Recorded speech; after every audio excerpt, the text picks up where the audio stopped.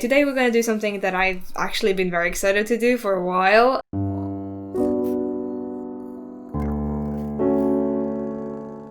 I just didn't know how to do it and where to do it. It's called Riso Printing. I didn't actually know what it was until I think Fair Little Peach did her video about something. I'll put the link down below, or what it was called here. But it was very, very interesting to me, and like how that worked and how it looked.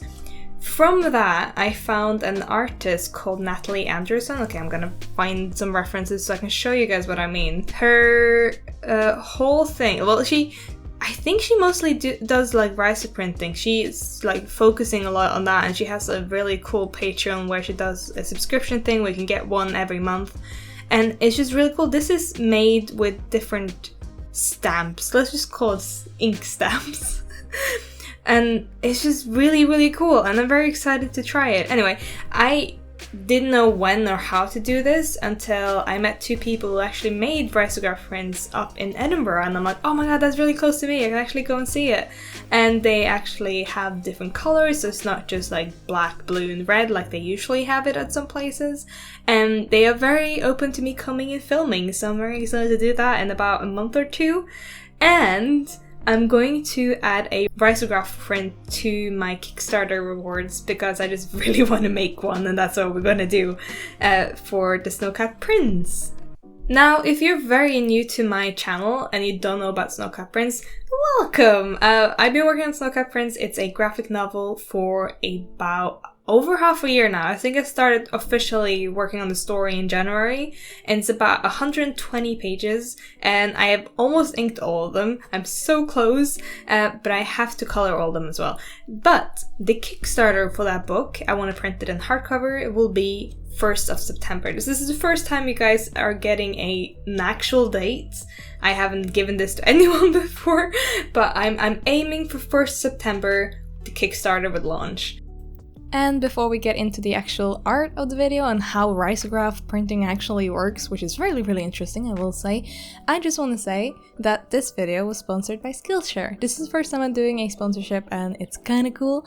And I was going through their whole online learning community platform, that's they call it, and there's so many classes and tutorials for anything that you want to learn. I got really interested in this one by Victor Nye about colors, and it was just really cool to hear her talking about how she used to be bad at color just like I was, and how she learned to kind of overcome that and take inspiration from other art and turn it into her art, and it was just really inspiring. It is also super affordable, and it only costs around $10 a month to get access to all of the classes with their premium membership. And since they are sponsoring this video, you guys can get 2 months free when you sign up with this link, and I'll put that down below for you as well. And now it's time to finally talk about risograph printing and what it actually is and why I'm so excited about it. It's hard to kind of explain, so I'm just going to read this paragraph from the printer's website that I'm going to use. Also, that's going to be a second part to this video, which when I actually go there and print it, who knows, maybe my print already doesn't work for risograph printing, I have to fix it. Who knows, it's going to be a part 2 anyway. This is how it works. Think of it as a mechanical screen printing. The machine takes a master stencil of your artwork and wraps it around the ink drum, and ink is then pushed through the stencils onto the paper as the drum rotates at high speed. So it prints really, really quick, and it's very, very cool. I'll put in a clip here of a risograph machine printing. It's insanely cool. And I personally think of it as different ink stamps. So it stamps out on the paper, and that will be that color. So it's only one color per stamp, and that's how I have to separate the print, which is where it gets really tricky. I will try and explain how I work it out, how to separate all the colors and make it work for me later in the video when you actually see me working with the colors. But I thought, since currently you're just seeing me draw Kit and Siv from the Snowcat Prince comic, I thought I would just talk a little bit about that.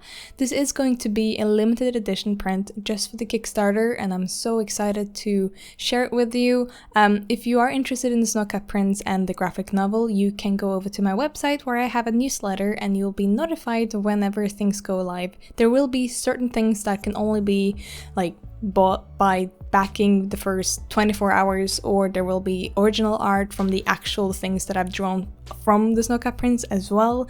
So there will be limited things, and if you're interested in that, please go check that out. I will just read this little blurb paragraph thing that I wrote for the Kickstarter just to kind of explain what the story is about. It's much easier for me this way. The 7th prince of the royal snowcats is sent on a journey to return the king's crown from the claws of the foxes who cursed their land. He will need to gather all his courage and strength to face the unknown of the world that they have cut off for so long. If he fails, he will be marked with 3 black stripes and never be allowed to return home. I'm very excited about showing you guys the whole story. It's very much a fairy tale. It's very simple. I feel like I've read this so many times now that it feels different for me, but I'm still excited to share it with you. It will be the first actual comic and graphic novel that I've ever finished, and it's 120 pages long, so I'm very excited about that. There will be more information coming about that later, but now let's get to the actual print. There's lots of different little details that are actually a little bit spoilery, but try not to read too much into it because then you get spoiled anyway. I don't think you can guess it anyway. I see it, and I think if you read the story, you will see the little hints and things that I put into this print. Now let's talk about colors, because that's the interesting part about risograph printing, because it's so weird and tricky. The way I actually figured this out without sitting and trying to understand this whole thing just by myself, I went over to Natalie Anderson's Patreon page, where she actually have her PDFs or Photoshop files so that I could study them and understand how it works. I think you have to be a $5 patron to see this, and I highly recommend you go check her out. So the way that I understand it after studying her files is that the master of each color that you create needs to be black, where you want 100% of that color. So if I choose pink, the master of that color, well, that file will be black to gray, and where it's black it will be 100% pink, and when it's gray it will be lighter pink, and so on and so on. So to test your colors, each of those layers needs a different color, so yellow, pink and blue for me, and they need to be set to multiply so that you can see how they will behave and mix. And when you have the different colors on different layers set to multiply, it will mix where it will mix on the page when you print it. It's really tricky. I don't quite understand it myself, but this is how I understand it. So if I want my yellow to be red, I need to add pink underneath the yellow, if you get what I mean. And it was just such a back and forth thing for me to try and figure it out, and I kept it really rough and messy for the first hours I was doing this, and then at the end I went through and cleaned everything like you're seeing me do right now. So I had to clean each layer, each color, to get it to work. But it's so fascinating when you turn on the yellow or the blue again to see if it works, and then it mixes and matches the colors to create purples, to create greens, reds, just all the colors that I wanted, and it was so satisfying when I managed to understand it later. I think the moment I understand it the best was when I was doing the corners or the border around the print, and I put the blue down and then the yellow, and it was green, so I took away some yellow, and it was just a back and forth process. And whenever I wanted blue to be more purple, I would add some pink on the pink layer, and it's just something you need to sit down and learn by yourself, or just test it out to understand it. But just keep every color on a separate multiply layer, and that will kind of allow you to figure it out.